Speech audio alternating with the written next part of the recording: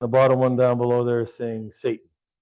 So water, definitely there's vibration, there's energy.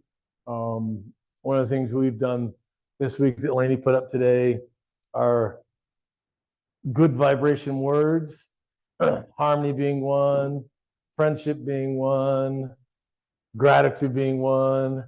I like zippy and zesty. I thought those were good ones. But that in our self-talk, we often say not nice things to ourselves.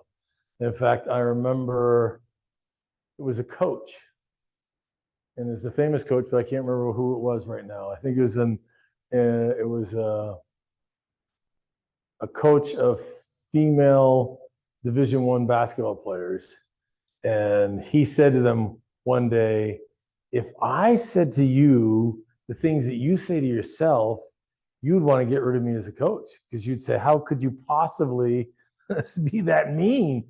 And yet that's what you're saying to yourself. You're calling yourself a loser. You're calling yourself, I can't do this right. I'm so stupid, all this stuff."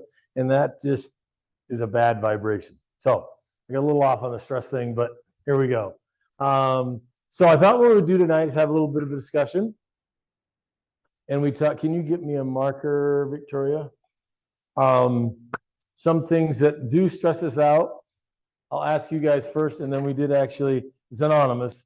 Anybody that got one of our little yellow balls just had to write down what their stresses were.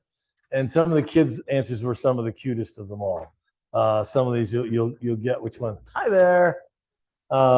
Thank you. And I'll just take one right there. So what are some stressors in your life? I'm gonna write this down. Money. Yep. Education. I'll abbreviate. What else? Family. As much as we love them. What else? Definitely. You have to go along with family relationships. Definitely. And I'm going to put right on top of that, communication. There's no chance that my sister nor my nephew are watching this. But I'll just tell you a quick story. I just was like, so sister lives in Salt Lake, and I'm going to help her move this weekend. Kind of a last minute thing. We didn't know when she was moving, but anyway, I said, fine, I'll come up and help. I already had planned to go see her son. Her oldest son's kind of like my younger brother. I was already planning to go see him. We're going to have lunch together. We're going to play pickleball, whatever. And I said, so is Jared coming? She didn't respond. It was like, okay, so it's a little weird because I'm going to go get him. He's going to come down. Anyway, so I don't know what's going on there, but I just, okay, this really doesn't make sense to me. Maybe it makes sense to you guys, but anyway. So, and we could go on and on. I'll read you the list that we got. Some of these, some kids, it was amazing. We had first and second graders that would read the little things to get the yellow balls. You had to write down a reason that you had stress, and we have promised that we would shred them all so it would get rid of that stress in the universe. So some are, let's see here. Pressure, older siblings teasing me, so many things to do at once, sad, job, money, homework, living with the in-laws. I don't know if that was a kid or an adult, but needing help and not getting it, gaining weight, taxes, middle school, black widows, and the term spiders got in there twice, scary movies.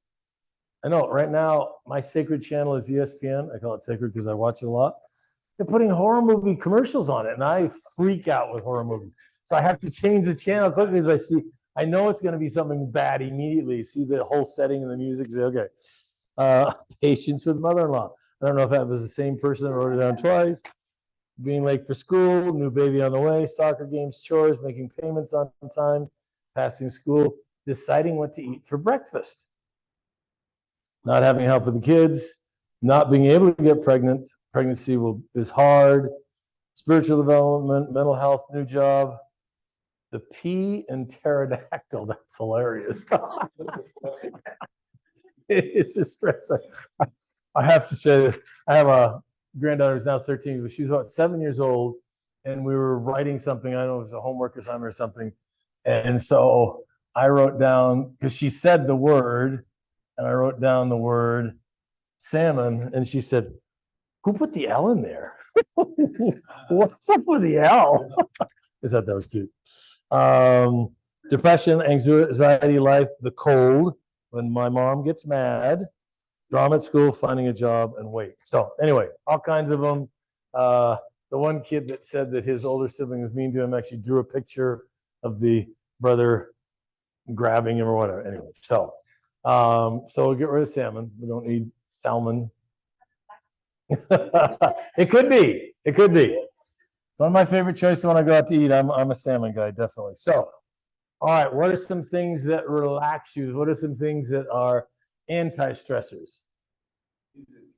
Music is awesome. The gentleman who just spoke happens to be married to an amazing harpist. So, what else? Meditation. Meditation's awesome. We're going to do one of those in a minute. What else? Adjustments. Good answer, boy. I wonder who said that. Certain kinds of food can be, I'll just throw that in, relaxers. What else? Nice. See, there we go. We'll put underneath that cookies. Say that again. Doing what makes you. That's a good point. Doing your thing. So there's a book, What Makes You Happy? What Makes You Happy? There we go. WMH. Book called Artist's Way, written by Julia Cameron way back in like the 80s or 90s. I'm not exactly sure which. So she said two things that I think are awesome, and you can think about these things. Both of them are easy to do. One's, if you do it consistently, you just have to figure out how to do that. She recommended waking up, and before you did much else, you would do what's called daily pages, which you would just do a free flow of consciousness and just write. Not something you're going to share with your significant other, with your kids. It's just you just basically letting it all out on the page. And I have done that at different times in my life, and it has been extreme. What do you think it probably feels like? Totally.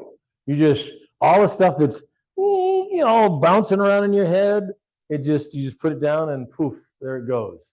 So anyway, that's number one. Number two, and by the way, it costs nothing. So some of these things in here are money, so zero cost, other than some kind of something to write on a pen. Or she recommended doing it by hand, but it was probably before computers were really good. So maybe you can do it by computer too. Number two was what Victoria said, and she said, you reward yourself by yourself with something that means a lot to you. And she said, and that could be the whole gamut of things, from something athletic, going to an antique bookstore, going on a hike, going swimming. I mean, it doesn't matter what it is. And I think one of the things, if you do have relationships that people understand you or honor you at least enough, even if you say, I'm going to do X, Y, Z, they don't make fun of you. Oh, you're going to go to that again. Or even if they do, you go anyway. So I think that's a huge one. I often will say to people, the likelihood of no stress in your life is extremely slim. However, if you're doing things that reward yourself, then you are better able to cope and so forth. So some other relaxers. One thing we're going to talk about is breathing. Any of you guys ever done a ropes course? You know what I mean by a ropes course? Does everybody know what a ropes course is? No. Okay. Ropes course, a lot of varieties. I did one, happened to be a beautiful setting over in Hawaii. It was a chiropractor. We chiropractors do all kinds of weird things. So we're there, and there's this big dude. You could tell he worked out a lot. He was in good shape. He was pretty loud. He talked a lot. And we get up on this 30-foot little wire. And if you've done a ropes course, it is almost impossible to hurt yourself. But your brain doesn't believe that. So you're up there, you're harnessed in, and they showed us, if you slip off the cable, this is what will happen, which is nothing. You fall off the cable. You're not on the cable anymore, but you're so strapped in, then you drop like a half a foot or a foot or whatever, and but your brain is your brain is saying what? You're up 30 feet in the air. What's your brain saying? There's your bad idea. I'm gonna die. Who talked me into this? And then what happened to this guy is one more thing. I'm scared out of my mind, and I don't want to look bad. So I don't know what to do. I'm up here. I'm on my own. Nobody's holding his hand. There's a guy nearby. We had to walk probably 30 to 50 feet, something like that. And he just freezes. Absolutely, almost breaks down emotionally, crying. He just he can't move. So what do you think the instructor guy said to do? And when he finally got out of freak out mode, all of a sudden he was able to, somewhere in his brain said, you're actually okay.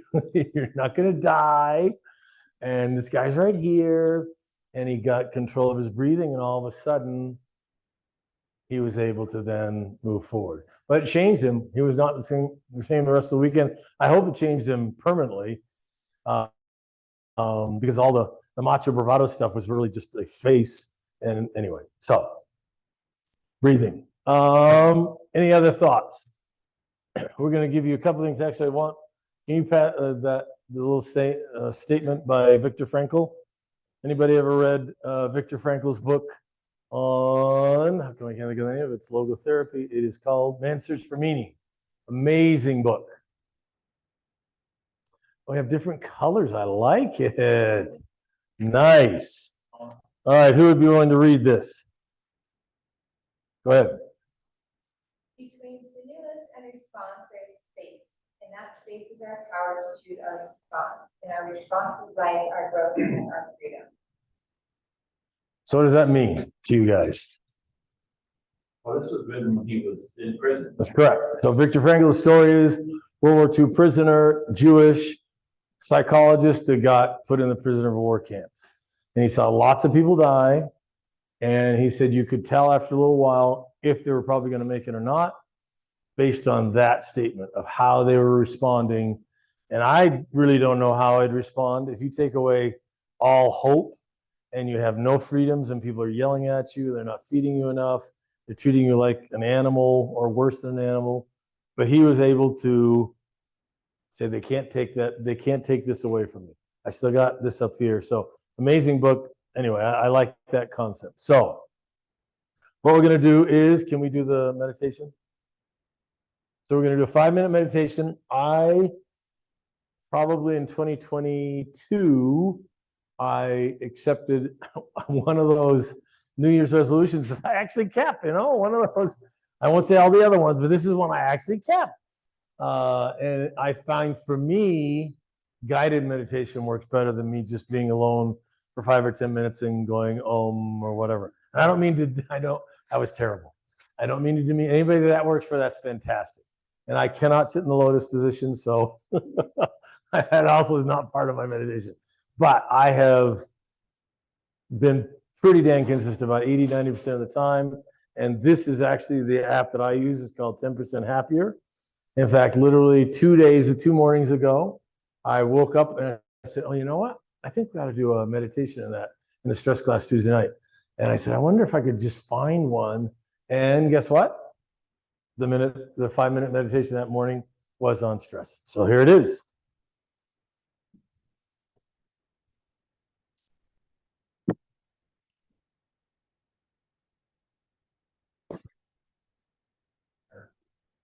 You're dealing with stress and the wisdom that helps to see it more clearly. Let's get started. Find a comfortable place to sit or lie down. Allow your eyes to gently close if you like. To get started, take a couple of deeper breaths to arrive more fully into this moment.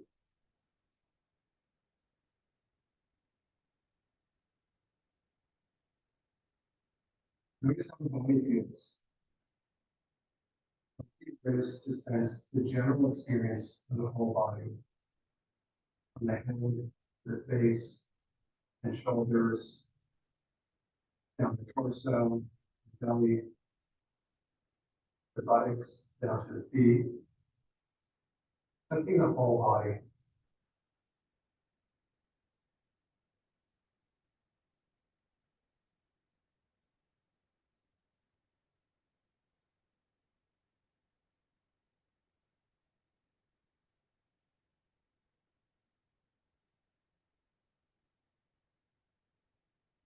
So in this moment, see if you can appreciate the very simple ability to be aware. What is the nature of your experience in the body or your state of mind?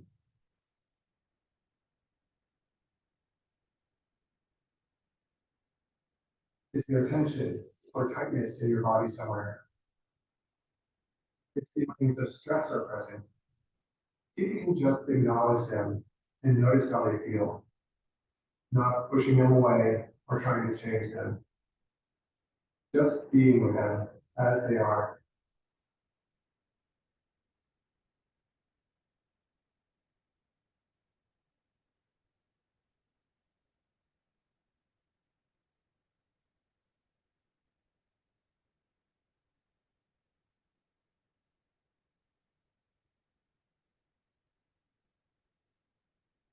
Stress is often the result of not attending to what is actually happening. It's like we're living slightly out of sync with a direct experience. Either wanting something to be finished sooner, leading into the future, or resisting what's already here. Notice what's happening in your direct experience. It might be tightness and stress, or thoughts. It might be ease. Just notice.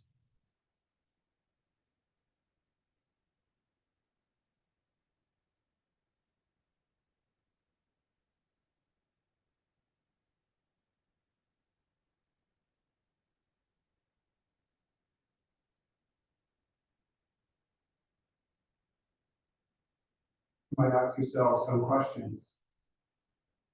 How does stress feel in my body? Where do I feel it most?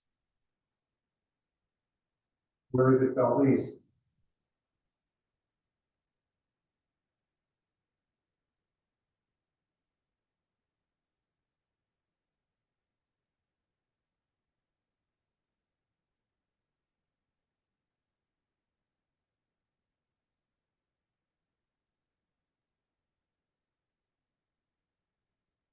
Anxiety or stress is just as it is. Something that you can step back from and observe. Like you'd watch a storm passing or clouds moving through the sky.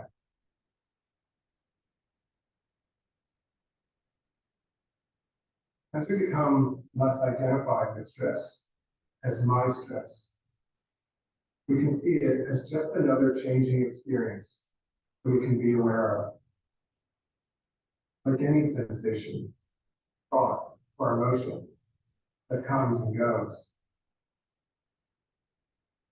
And it's through this understanding of stress that we can gain more ease, more freedom in our daily lives.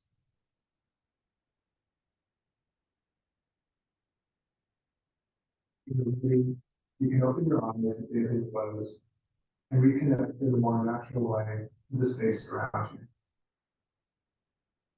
Thanks for listening and wishing you a good rest of the day or evening. So what was that like? Some of you may have never meditated, some of you may meditate all the time. What was that experience like? Relaxing, good. You all look more relaxed. So what did you notice? Did you notice things in your body where you do feel stress, where you feel it more, where you feel it less? You felt the stress in the neck? Yep. So one of the realities is, and you may know these terms, sympathetic part of the nervous system is their fight or flight. So right now, if there were a fire that broke out in this room, all our energy would go where? To that to get out that door. Chris would help everybody out. He wouldn't plow people down.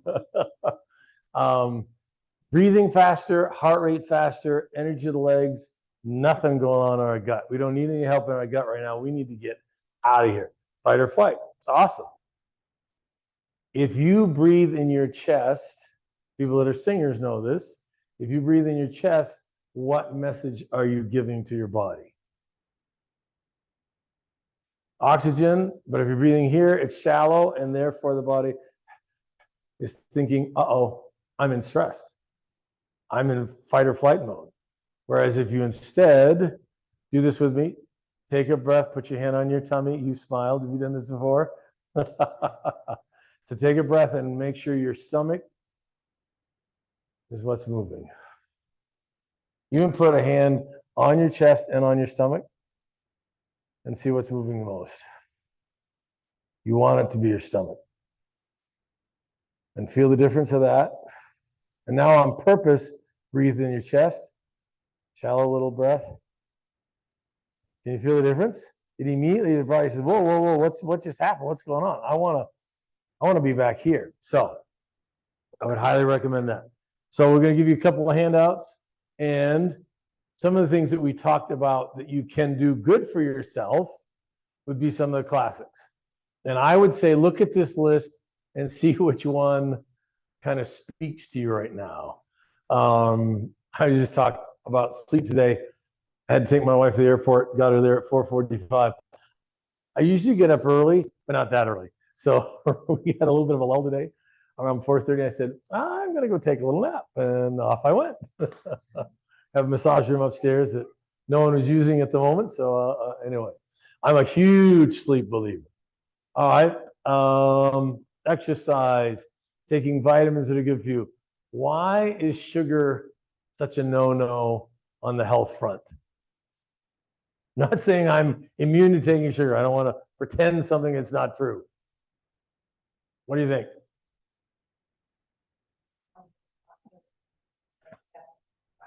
There you go. Inflammation is anti-health, is not good. So some people are more susceptible than others. I have 6 kids. We tried not to give them a lot of sugar, and they weren't nearly. I have 2 grandkids out of 14 that I know the second that they've had sugar. It's like we were literally, when they turn 8, we take them on a little trip, just the 2 of them with, just them with my wife and I. We'd had a great time in San Diego and to Legoland. We'd gone to the ocean. We go to this my wife's favorite Mexican food place, and we haven't even got the food yet. And all of a sudden, his behavior goes Jekyll to Hyde. Who's the good guy? Who's the bad guy? Whichever was the bad guy. The bad guy was, I said, his name is Eli. I said, Eli, what just happened? He's looking at me, and he's just, he had a drink. He hadn't had any food yet. And I took a drink, and it was nothing against Mexican drinks, but I took a sip of it, whatever the stuff is. Whew, my body, in fact, I just had a little reaction from remembering it. So I took the drink.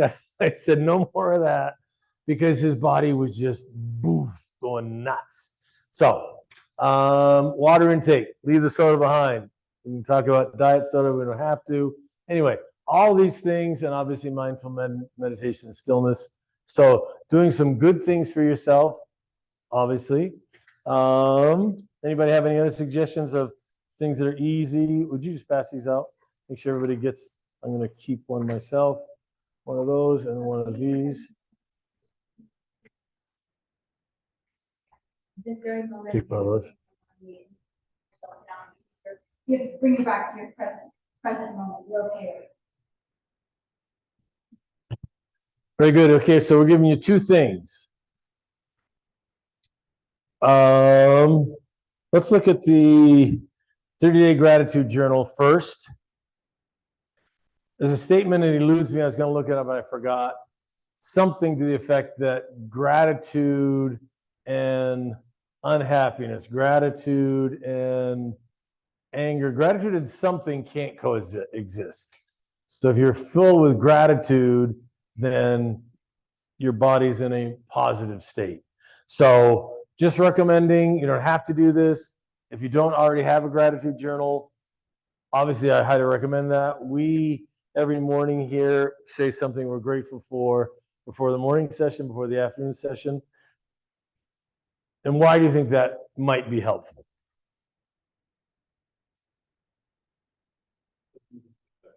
Yeah. And in my family, again, I got 6 kids. We used to just kind of let it be an evening gripe session. And we saw a movie somewhere and we said, why don't we you could say one low and one high. You had to end with the high. That was one of my kids' rules. He said, no, we need to end on the high. So they'd get out whatever it was, and then they'd say something that was good, because sometimes we don't think about it. Oh my gosh, I had a terrible day. But if you think about it, is there ever any day that at least one thing isn't good? There's something you can be grateful for. So recommend that. There's 50 things you can control right now on the back. I just think some of them are awesome. How many times you smiled a day, how deeply you breathe, whether you smoke or you don't smoke, what risks you're going to take if you're going to ask for help. So anyway, that's for you. And then the other one is a little stress test. You don't have to do it in front of us, do it on your own, but answer those questions. And then on the back, it says that you can, how to recognize if in fact if you're in denial about being in stress. It will help you identify that. And you can see under physical fatigue, nausea, thirst, headaches, cognitive, you're confused, poor attention, emotional, anxiety, unpredictable responses. You've been around somebody, they're on a pretty tight wire, and you say something pretty innocuous and they go, wow. You say, okay, let's all be calm around Susie right now, because Susie has got a lot going on. Emotional outbursts, and particularly in kids. I mean, that's one thing to observe even in kids, that you can tell when they're on a tightrope that they're not coping well with life and figuring out how to help them. And then spiritual and so forth. So anyway, suggestions there. I do believe very strongly in this statement, and we're going to end on this. One of the things I've learned in meditation is if I'm mean to Chris, he has a choice of how he's going to react. He could react badly right back. He could be mean to me right back, and he would be justified in some ways. But how is that going to help Chris? It's not. So on the other hand, if I am mean to him and he says, "Oh my gosh, Bill's fired up again. What the heck's going on?" But he just pauses. That's what this says, just that little pause. So instead of reacting, there's a response. And you could even say, "So, what's going on?" If you know me well enough, like if you have a relationship of your own kids, a spouse, somebody you know really well, a friend, I do that in my family often. And I'll say, "So, let's just take a little step back here. What's going on?" And they may snap at me again. And if they do, that's their choice. But on the other hand, they may say, "You know what? Actually, yeah, got a lot on my mind right now. This is what's happening. This is going on." And then you can decide if that's the right time to talk about it or not. But I invite you I'll tell one story to end. I got into chiropractic. The guy who got me into chiropractic, his name was Dr. Paul McCormick. And he was, in my opinion, a classic Kiwi, from New Zealand. And I'm saying I'm doing a racist thing in a good way. He was an amazing individual. He built his own house. He converted a school bus into a luxury RV. He fixed the x-ray machine that the technician who'd been there 3 days couldn't fix. Just one of those guys. Amazing. Anyway, he loved to sail, New Zealand, sailing. And guess what kind of boat he liked to sail on? A catamaran, which anybody here been on a catamaran? It's got 2 hulls. Victoria had been. And what happens if it's a big wind day? Guess what happens to one of the pontoons? Way out of the water, and you're literally hanging on for dear. So here you are, you're hanging on for dear life, and that's when he would be at his absolute happiest. His sweet wife liked it when there was no wind, when she could just be out there and enjoy nature. She wasn't really a sunbather, but she just liked it. So on the exact same experience, one of them was always stressed out.